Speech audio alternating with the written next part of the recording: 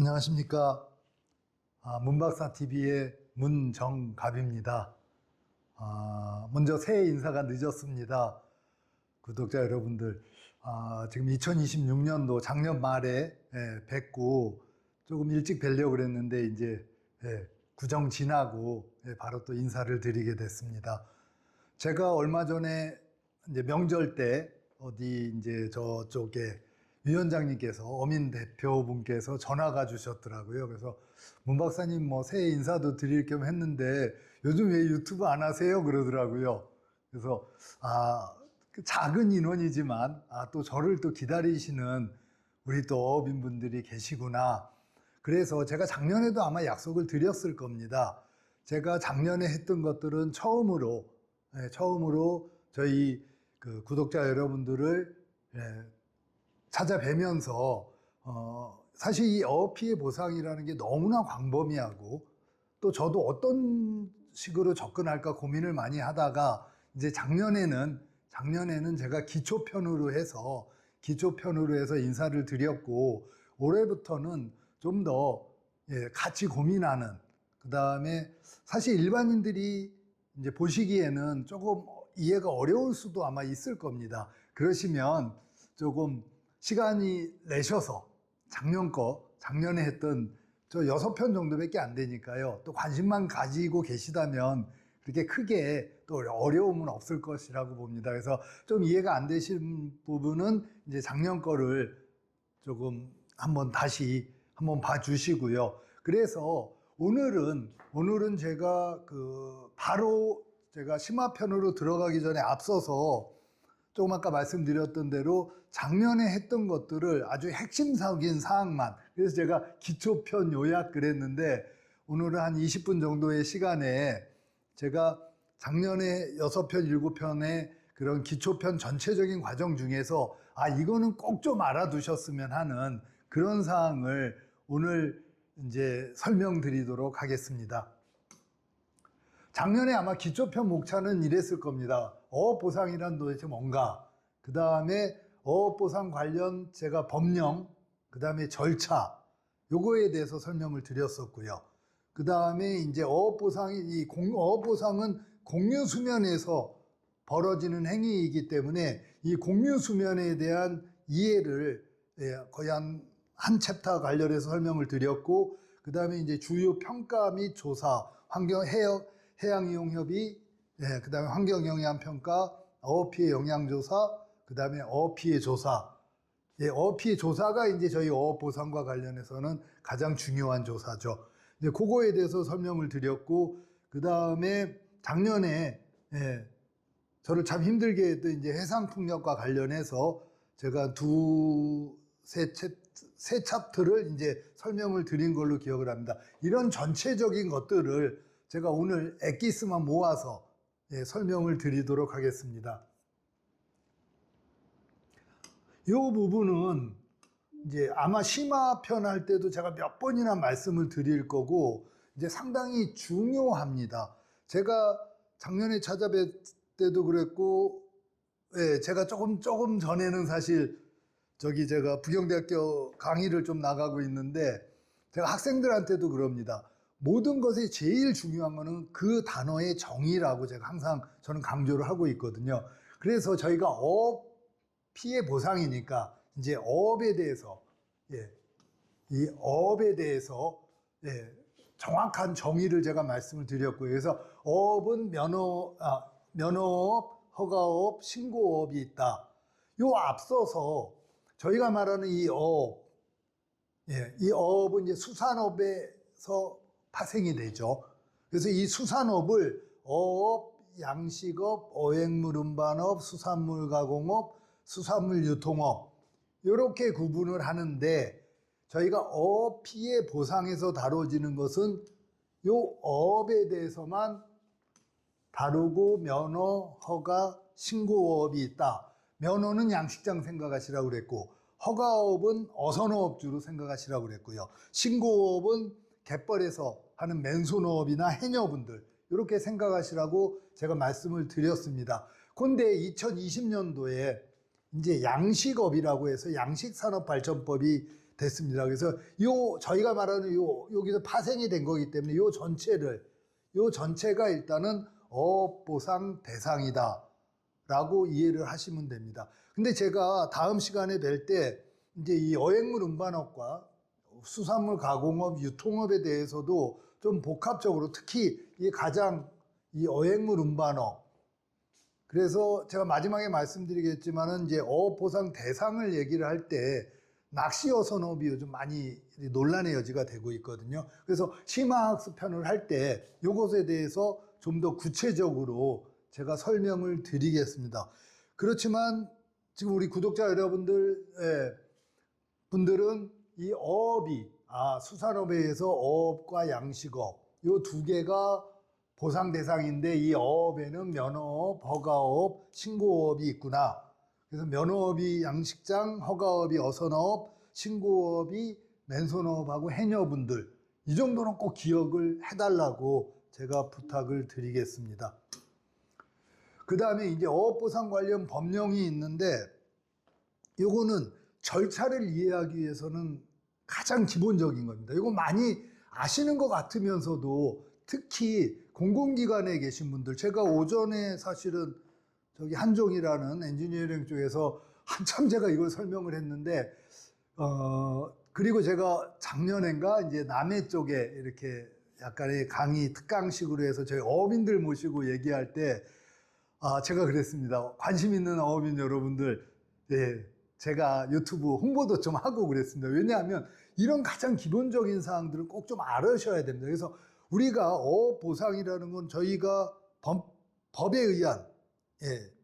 의한 민주주의에서 법령에 의해서 안 할 수가 없기 때문에 가장 기본적인 건 제가 그때 아마 켈지엔의 법단 개설해서 설명드렸거든요. 그래서 헌법에서는 공공상의 필요에 의해서 이런 것들을 하는데 이제 법률로서 한다. 예. 제가 이렇게 설명드리는데 이해가 잘 안 되신다. 그럼 작년 거 돌아가셔야 됩니다. 예. 이 법률이 과연 뭐냐 했을 때 우리는 이 두 가지 일반법과 특별법, 기본법과 개별법이 있는데 일반법과 특별법이 있을 땐 특별법 우선이 되죠. 다 아시죠? 이 정도는. 그래서 해상풍력과 관련해서는 작년에 법률되고 이번에 시행령이 3월 25일 날 나오는 해상풍력법 같은 경우는 특별법이기 때문에 이 두 개의 법이 충돌할 땐 특별법이 우선되고 기본법하고 개별법에서는 개별법이 우선입니다. 이 보상에 관한 이 기본법은 뭐냐? 토지보상법입니다. 공익사업을 위한 토지 등의 취득 및 보상에 관한 법률. 이 토지보상법하고 개별법이 예를 들면 뭐 전원개발특례법, 항만법 이거 다 개별법입니다. 그래서 개별법 우선의 원칙입니다. 요것과 토지보상법과 항만법이나 전원개발특례법들이 충돌이 될 땐 개별법이 우선입니다. 그런데 이 개별법, 우리 보상과 관련해서 이 개별법에서는 전부 다 이 토지보상법에 위임을 해놨거든요. 아마 법 보시면 그렇습니다.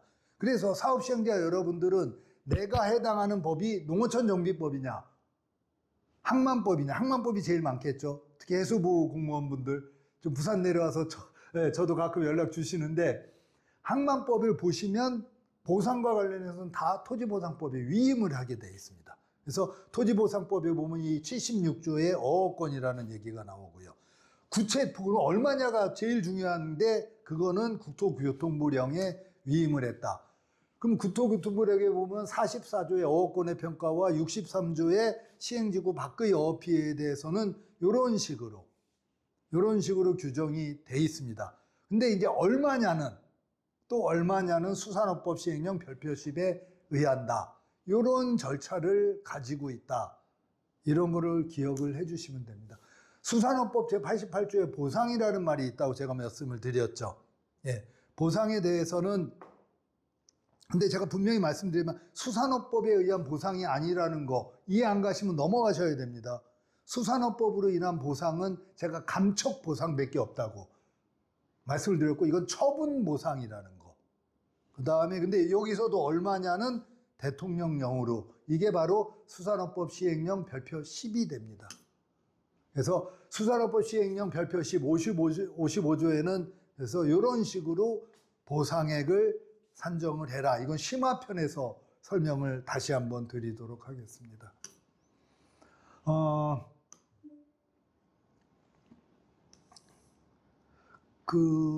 이제 요 절차에 대해서 제가 거의 뭐 한 20분 이상 설명을 드렸는데, 여기서는 저희가 기본 계획을 고시하고 이제 해양이용협이라고 거의 확정을 했죠. 이제 작년에라 해역이용협의는 요즘 뭐 그 나라장터 가도 이 해역이용협이 잘 안 씁니다. 해양이용협이나 환경영향평가를 한 다음에 이제 어업피해 영향조사를 하고요.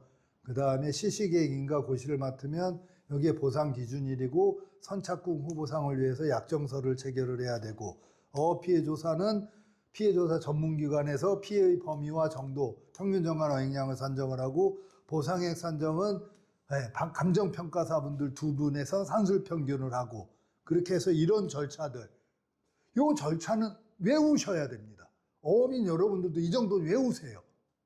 네, 머릿속에 좀 있으셔야지 됩니다. 그래서 요거에 대해서 좀 더 구체적으로 하면, 이해가 안 가시면 다시 넘어가셔서 제가 이 절차에 대해서 작년에 3강인가 아마 설명이 아마 돼 있습니다.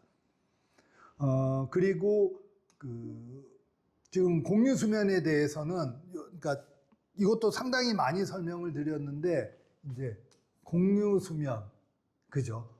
네, 공유수면은 여기서부터 여기까지다. 그죠? 그래서 저희가 어업피해 보상이 가장 많이 일어나는 건 아마 요 선도. 그런데 이제는 이제 그 울산 부류식 같은 경우는 이제 배타적 경제에서 해상풍력과, 여기는 이제 해상풍력. 여기에 많이 해당이 되죠. 그래서 공유수면 관리는 점사용을 받고, 공유수면 매립은 등기가 되는 거다. 토지를 조성하는 거고, 요거는 소유권 등기가 안 됩니다. 점사용은 보통 일정 기간을 하고 원상 복귀해야 됩니다. 그러니까 해상풍력은 온배수나 이런 거 20년 하고 원상 복귀가 전제가 돼야 된다라는. 그래서 이 공유수면에 어업피해 보상 공유수면에서 이루어지기 때문에 이 공유수면에 대한 이해도 좀 하셔야 된다, 이렇게 말씀을 드리고, 최근에 제가 또 이거를 또 한참 설명을 드렸는데,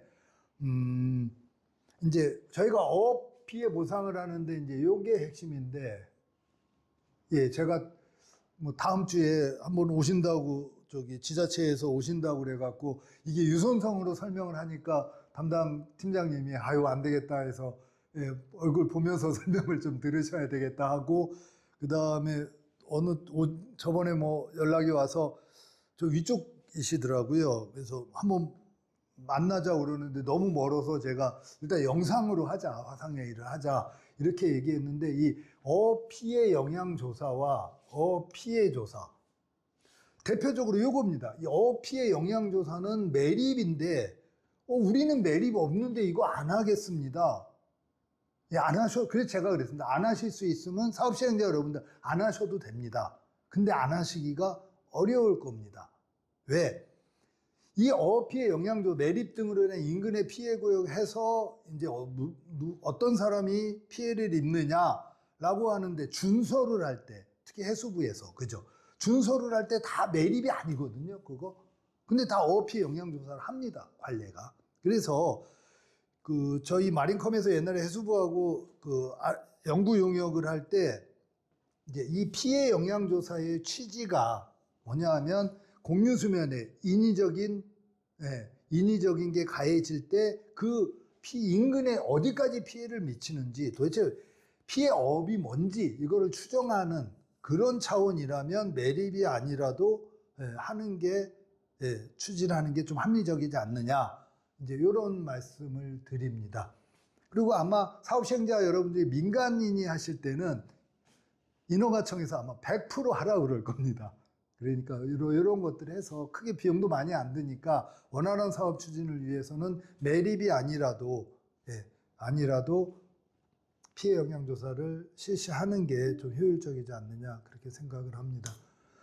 그다음에 이제 해상풍력과 관련해서 저번에 뭐 요즘 또 워낙 또 관심도 많으시고, 그러기 때문에 해상풍력을 지난번에 한 2번 정도 이렇게 별도 시간을 내서 이렇게 했는데, 요 내용은 있던 내용이고요. 그 다음에 단지 이제 저는 그때 말씀을 드린 건 이 해상풍력에 대한, 이 해상풍력에 대한 뭔가 그 개념 이거를 좀 정확히 하자. 저희가 그냥 장밋빛 신재생 에너지를 그냥 얘기만 할 게 아니고 2025년 말 기준으로 324메가 정도만 현재 운영을 하고 있습니다. 그 다음에 2024, 이제 업데이트를 못했는데 2023년 말 기준으로 EBL이라고 그러죠. EBL이라고 그러는데 97개 사업에 31.5기가가 지금 발전소 허가를 받아놨습니다. 근데 이런 거는 좀 제가 10화 때 말씀드리겠지만 그냥 이 상황에서 사실 이 중에 엄청나게 많은 사업이 취소가 됐고요. 특히 제가 자문해준 사업도 많이 취소가 된 게 있습니다. 이 업데이트를 좀, 이제 기후부죠. 옛날 산자부에서 기후환경에너지부에 하여튼 많이 일단 발전 사업을 나와 있지만 이것도 조금 변화가 있겠죠. 12차 전력수급 계획 되면, 업그레이드 되면 2030년까지는 한 14기가, 2038년까지는 40기가, 2030년이면 제가 지금 4년 남았는데 14기가 계획이니까요. 근데 이렇게 조금 현재 제가 얼마 전에 자문을 좀 해줬는데 나골, 뭐 동천, 그 다음에 몇 가지 해도 사실 14기가가 될까요? 저는 사실은 좀 어렵지 않느냐. 이렇게 해상풍력이 늦어지는 이유가 뭘까? 뭐 제가 얼마 전에 이렇게 해상풍력 관련 리셉션을 하면서 했는데 대부분의 뭐 사업 시행자분들은 뭐 어민들이 반대를 해서 수용성이 문제가 돼서 과연 그럴까요? 이 부분은 아마 시간이 좀 더 지나면 한 것 같습니다. 여러 가지 정책적이나 특히 이제 외국계 회사들이 쉽게 말하면 도미터리를 하고 그죠?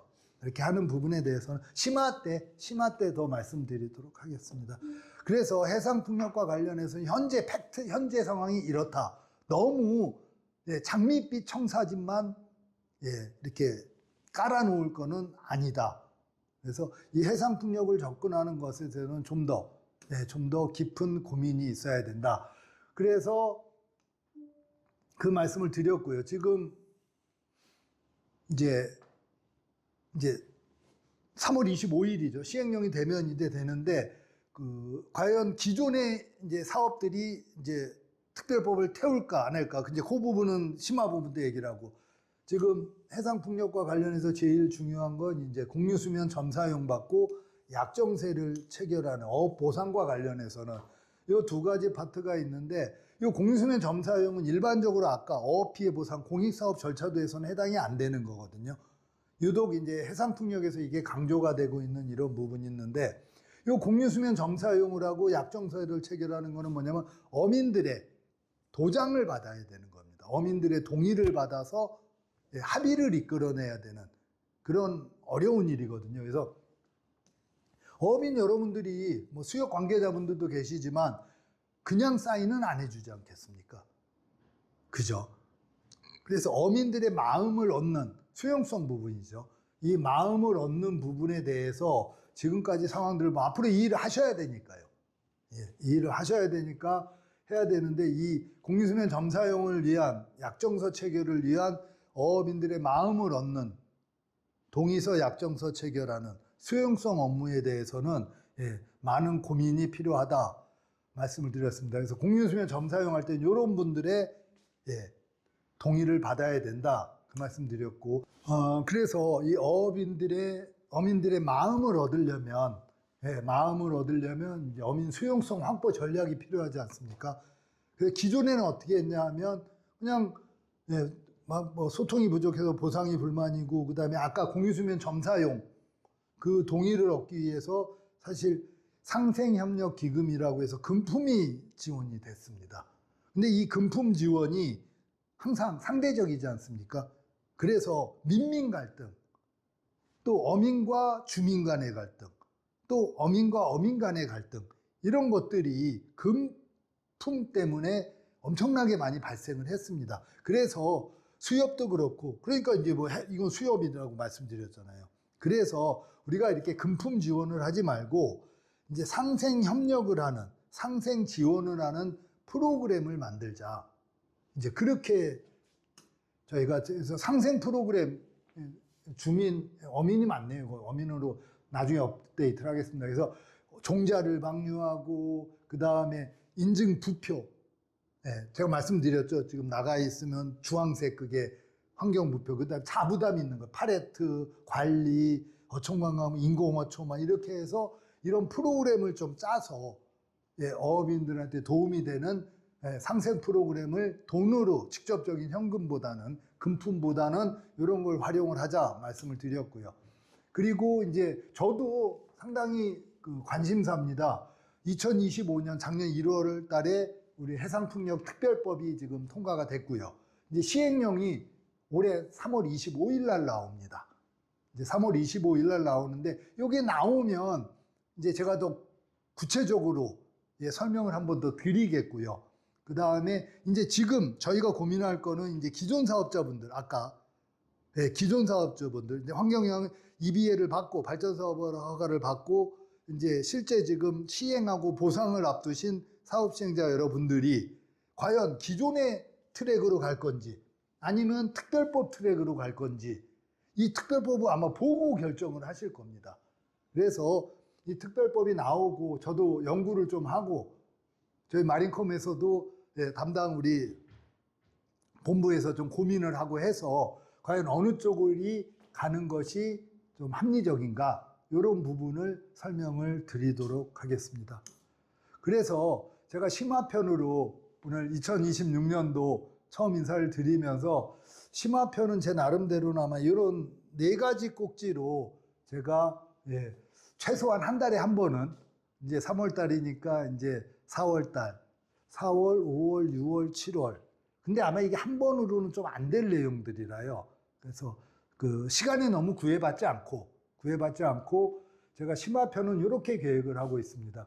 이 첫 번째로 이제 어업하고, 그 다음에 어업 보상 대상에 대해서 좀 이해가 필요하다.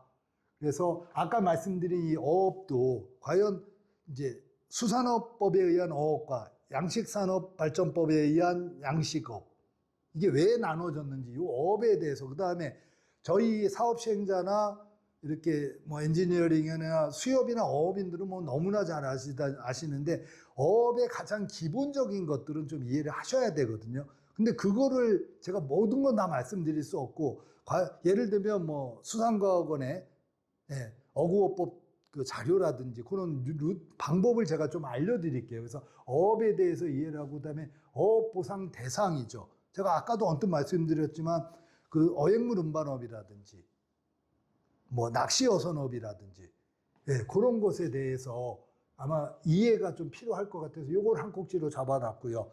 그 다음에 아까 제가 어업보상 절차에 대해서 말씀을 드렸지 않습니까?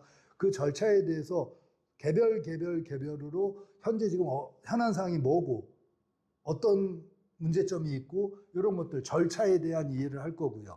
그 다음에 이제 피해 영향 조사와 어업 피해 조사의 이해인데, 지금 뭐 피해 영향 조사도 어업 피해 조사에 대해서 조사 기관을 과연 그럼 어떻게 선정할지, 그 다음에 이제 보상액 산정을 할 때 평가법인이라든지 진짜 실무에서 문제가 되고 있는, 그럼 어업 피해 조사를 과업지 시설을 만드는데 어떻게, 과업지 시설은 이제 사업 시행자 일단 몫이니까요. 그렇게 해서 이 각각에 대해서 좀 더 깊은 이해를 필요로 할 거고요. 그 다음에 마지막으로는 이제 해상풍력 관련해서 어업 보상, 그 다음에 수용성, 요거에 대한 이해. 그래서 전체적으로 크게 아마 4꼭지로 하고 최소한 한 달에 한 번 정도.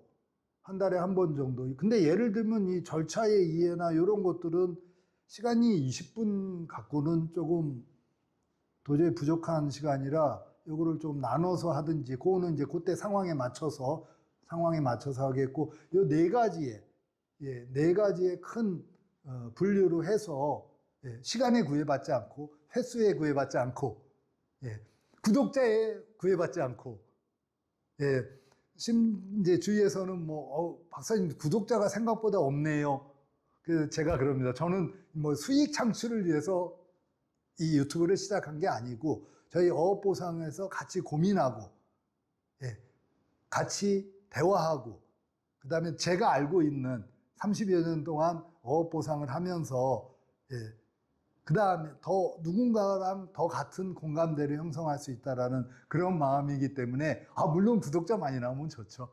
그렇지만 그거에 상관없이 내용적으로, 예, 내용적으로 올해 2026년을 한번 열심히, 예, 달려보고자 합니다. 예, 감사합니다. 다음 시간에 뵙겠습니다.